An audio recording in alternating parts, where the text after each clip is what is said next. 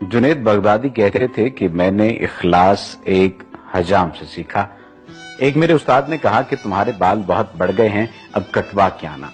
پیسے کوئی تھے نہیں پاس میں، حجام کی دکان کے سامنے پہنچا تو وہ گاہک کے بال کاٹ رہا تھا۔ انہوں نے عرض کی، چاچا اللہ کے نام پہ بال کاٹ دو گے؟ یہ سنتے ہی حجام کو گاہک کو سائڈ پہ کیا اور کہنے لگا، پیسوں کے لیے تو روز کاٹتا ہوں، اللہ کے لیے آج کوئی آیا ہے۔ اب ان کا سر چوم کے کرسی پر بٹھایا، روتے جاتے اور بال کاٹتے جاتے۔ حضرت جنید بغدادی نے سوچا کہ زندگی میں جب کبھی پیسے ہوئے تو ان کو ضرور کچھ دوں گا۔ عرصہ گزر گیا، یہ بڑے صوفی بزرگ بن گئے۔ ایک دن ملنے کے لیے گئے، واقعہ یاد دلایا اور کچھ رقم پیش کی تو حجام کہنے لگا، جنید تو اتنا بڑا صوفی ہو گیا، تجھے اتنا نہیں پتا چلا کہ جو کام اللہ کے لیے کیا جائے اس کا بدلہ مخلوق سے نہیں لیتے۔ اللہ ہمیں خلوص اور اخلاص